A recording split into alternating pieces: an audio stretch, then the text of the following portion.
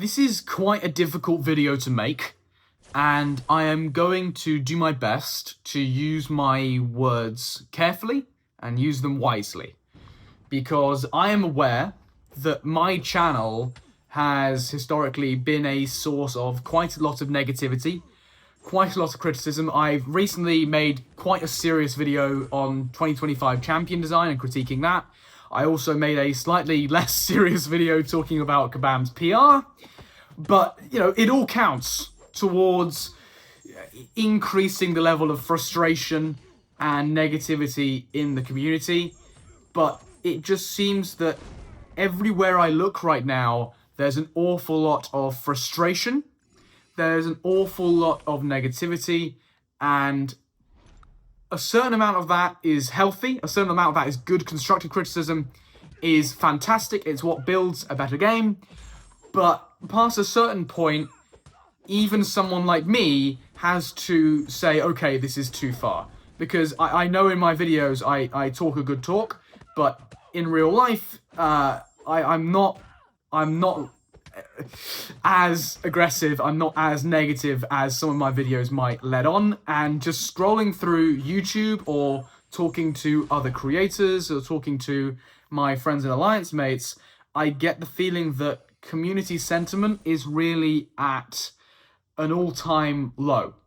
Now, what I'm going to do is I'm going to leave just a small list of some of the problems the community, the game, is experiencing on screen right now, and I am not trivializing these problems at all. Every single one of these problems needs to be addressed maturely and appropriately by rational adults running Kabam who want to do their job properly, right? So every single one of these deserves its own respect, but I think just for 10 minutes, 10, 15 minutes, let's use this video as a pit stop to just take a second, take a breather, reflect, and reevaluate this game.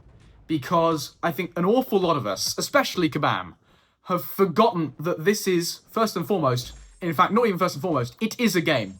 It is nothing but a game, okay? I know some of us take it seriously. Top-tier Alliance War players, top-tier Battlegrounds players, they play an awful lot of this game to the point where it's basically their job. But to 99.9% of us, this is a game. That is all it's going to be. That's its most important thing, is its existence as a game, right? And I think a lot of people are reacting to problems as if they are being forced to play them. I read my own comment section, I read community responses to issues, and I just think you're acting as if you're complaining about a boss who's just given you like 10 extra shifts and no overtime or something. It's just, you don't need to be here, right? It's a game.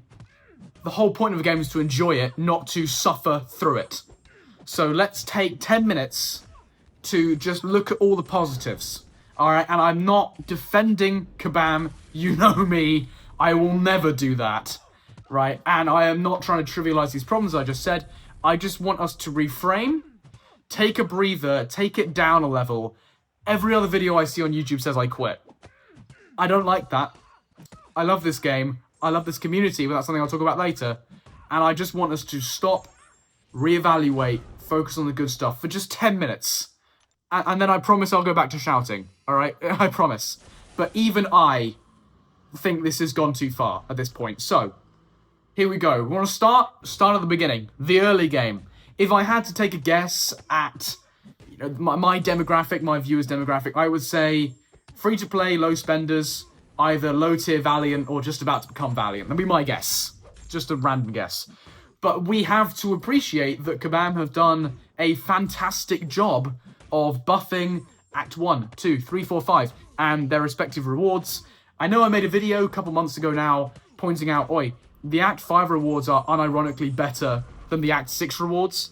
And that is quite weird, and it is quite weird to think that newer players are getting resources to take their 6 stars to rank 4 for completing Act 5, for exploring Act 5, while the rest of us had to slog through Act 7 to get those sorts of rewards. I know that's weird, but it's a good thing. It's a good thing, right? Newer players are getting that rush of joy and adrenaline, playing with their favorite Marvel characters, just ranking them up insanely quickly, making insane progress, and dealing insane amounts of damage very, very quickly. It's fun to get this, albeit false, impression of quick and amazing progression, right? The impression that you're doing well.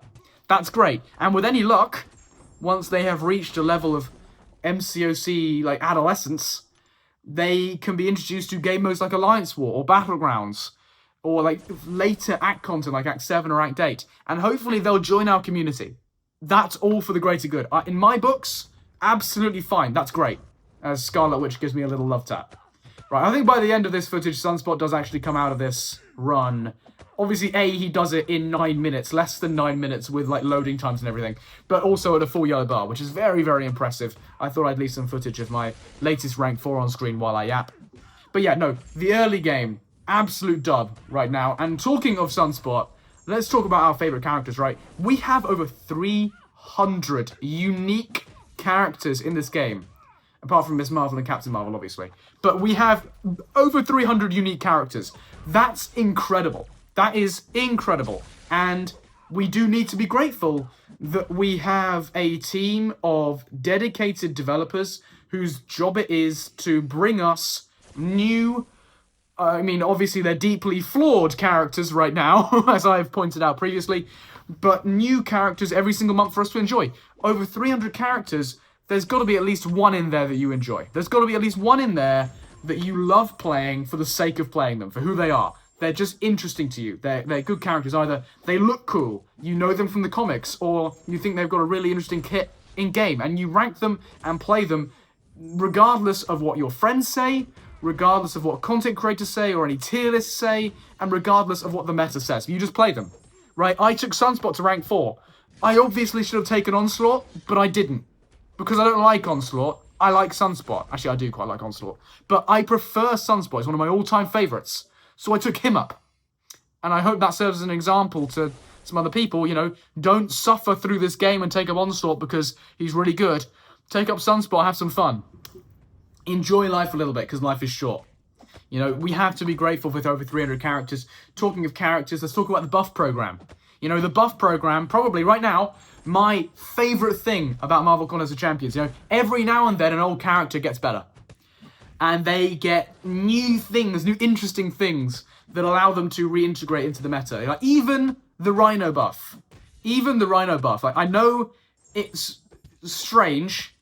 I know it's not particularly effective.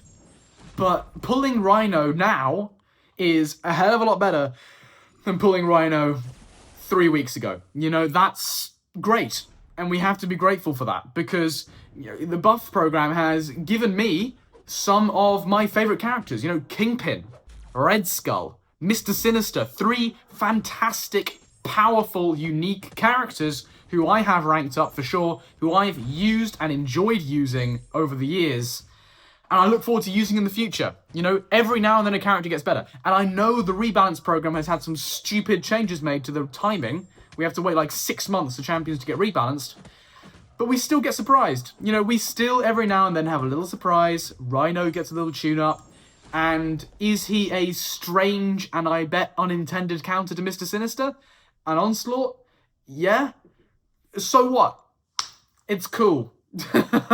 It's cool. And as far as I'm concerned, every single time they introduce a new buff, it's interesting, it's content, it's fun, it's something for us to talk about and enjoy. Now, one last thing I do want to talk about, and by the way, cash prize to anyone who can tell me why Warlock was able to block my heavy attack there. I know we're on an auto block lane, but I had more than enough buffs to shut off the lane, and he somehow was able to block it, and I believe take no damage, which is very, very strange. But moving on. This footage is just from 9.3. It's Cull Obsidian running through Rich Get Richer Lane 9.3. It's not even particularly good gameplay. Just goes to show how mad Cull Obsidian is. I edited out the first few fights, not because they are bad, but because time, and to be honest, I'm going to run out of things to say eventually. But for now, let's talk about the community, right? We are lucky to have such a dedicated community of both players, but also content creators, right? I have stayed in touch with some Alliance mates who I was introduced to years ago. Literally 5 years ago, I'm still in touch with them. right? And they are not only great teammates, but just great guys. Just great guys. You know, I was young. I think at the first time I joined Alliance, I was 14. Yeah, I was 14, and I was a little bit scared about meeting people online, but I have seen nothing but positivity and good vibes from these people. Not just good teammates, but good guys, you know, in general. And it wasn't so long ago that as a 15-year-old, 16-year-old, just enjoying this game, I was sitting on the sofa watching content creators like Vega, like Seaton, right? And I was enjoying their content as a viewer. But now, I started this channel now 9 months ago, and I just reached out to Vega and said, "Oi, do you want to do a collaboration? You just want to, you know, work together on a video to talk about some topics?" And now we have the Counterpoint podcast, right? And you know what? MCOC, Encyclopedia, and Vega, not only are they cool guys for doing that with me, but they're also just cool guys.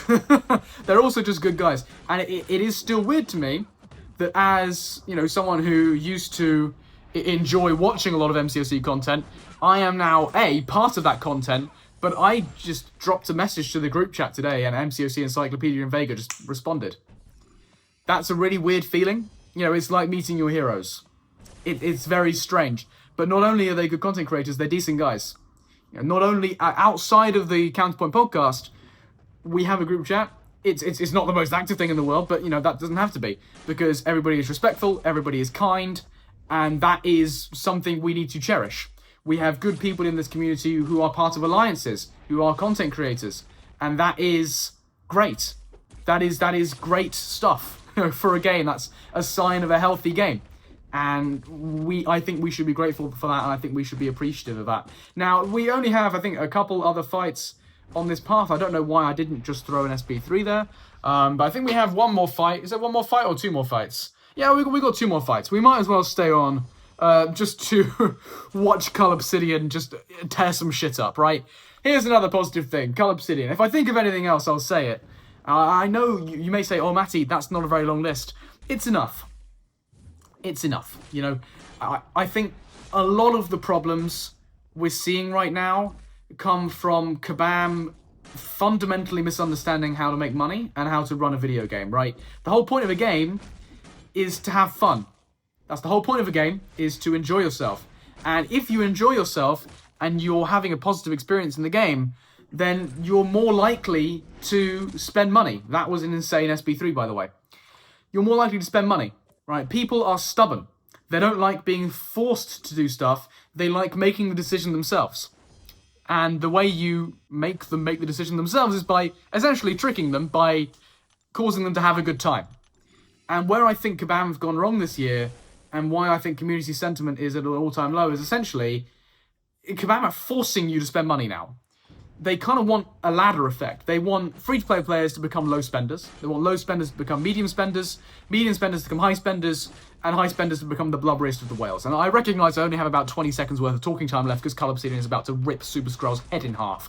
But I will make this quick, right? And instead of introducing content that's fun and allowing people to make that segue up the ladder naturally, they're forcing it. So instead of the Deathless program, we have the Idle release program.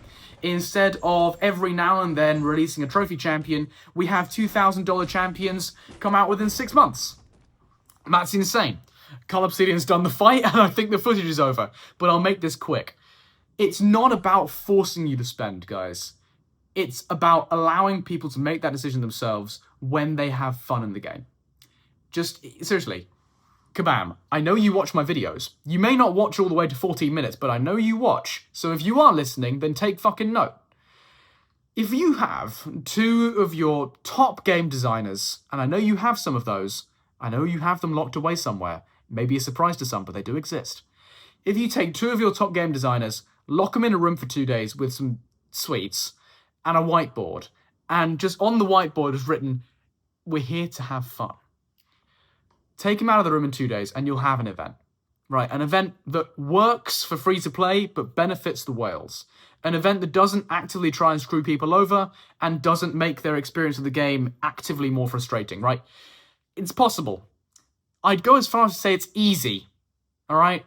And that is just about all I have for you today. So if you have made it this far, then I greatly appreciate it, because this was genuinely, I believe, an important video to make.